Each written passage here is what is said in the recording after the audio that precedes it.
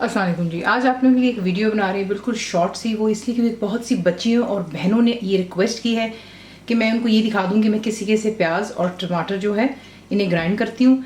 तो सिंपल जो इसका मेथड कुछ यूँ है कि मैं जब प्याज को ग्राइंड करती हूँ मैं उसमें बिल्कुल भी पानी का इस्तेमाल नहीं करती।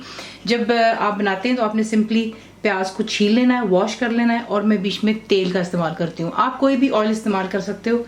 जब आप कुकिंग करते हैं जो ऑयल इस्तेमाल कर रहे हैं वही आप प्याज के साथ में डाल करके इसको ग्राइंड कर लेते हैं। बिल्कुल स्मूथ प्याज बनती है।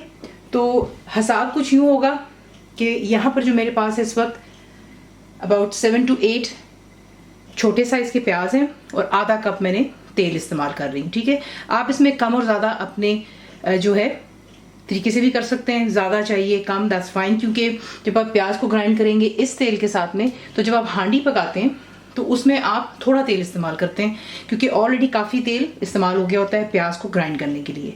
सिंपल हो गया। टमाटर का आपको बता देते हैं, यहाँ पे फ्रेश टमाटोज इनको मैंने वॉश किया हुआ है और मैं इन्हें जो है आपके सामने काट करके सिंपली ग्राइंड कर लूँगी। थोड़ा इशू करता है, स्पून के साथ आप उसको मिक्स कर लें और आसानी से ये जो है चीज़ें ग्राइंड हो जाती हैं।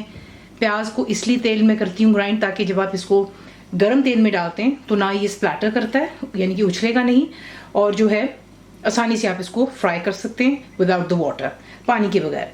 तो आपको दिखाते हैं कि आपने इसको कैसे कैसे करना है। मुकम्मल लिखी हुई रेसिपी के लिए यूट्यूब की वीडियो के नीचे चेक करें या फिर वीडियो के ऊपर लिंक को चेक करें, जो कि आपको सीधे मेरे वेबसाइट cookwithfaiza.net पर ले जाएगा।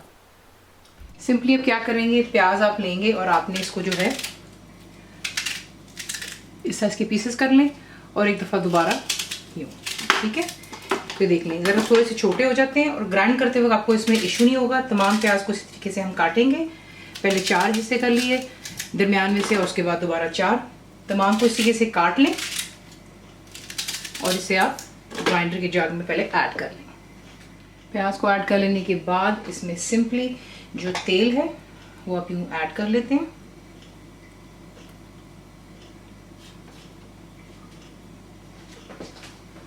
तेल चला गया और आपने ब्लेंडर ऑन कर लेना है और इसको ग्राइंड करेंगे तक बिल्कुल स्मूथ हो जाएगा। कोई इशू होगा बीच में आप एक स्पून लेंगे, बंद करके इसको आप अच्छी तरह मिक्स कर लें और उसके बाद दोबारा अच्छे से ग्राइंड कर लें।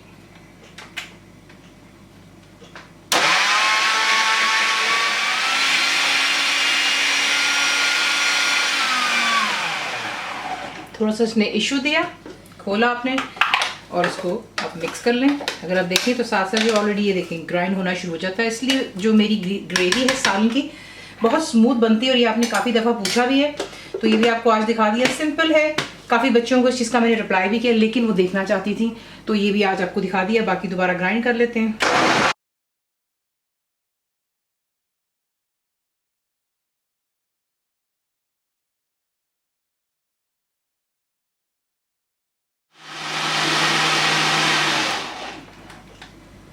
परफेक्टली डन, ये देख लें। ठीक है, ये वजह है कि मेरी ग्रेवी स्मूथ बनती है। तेल इस्तेमाल करेंगे, पानी नहीं।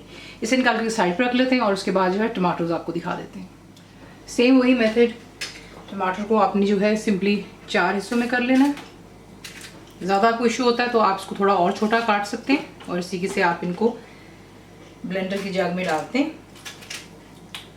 चाहे आप फ्रेश टमाटर कर रहे हो या फिर पानी में उबाल करके, ताकि आपने स्किन रिमूव करनी है, दोनों तरीके से आप जो है इसी के से कर सकते हैं। तो ये देखें,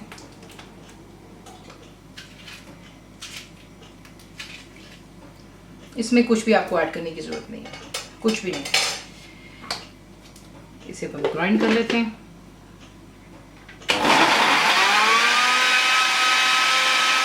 इसी के से आप इसको सिंपली ग्राइंड कर सकते हैं और आप इसको इस्तेमाल कर सकते हैं जो भी आप हांडी इसको बना रहे हैं। तो ज़रूर इसको इसी से ट्राई कीजिएगा, प्रॉब्लम आपकी इंशाल्लाह सॉल्व हो जाएगी। रेसिपी आपको पसंद आती तो प्लीज़ को लाइक, शेयर और सब्सक्राइब ज़रूर किया करें। और मुझे उम्मीद है कि आप लोगों ने मेरी फ्री ऐप भी डाउनलोड कर ली होगी।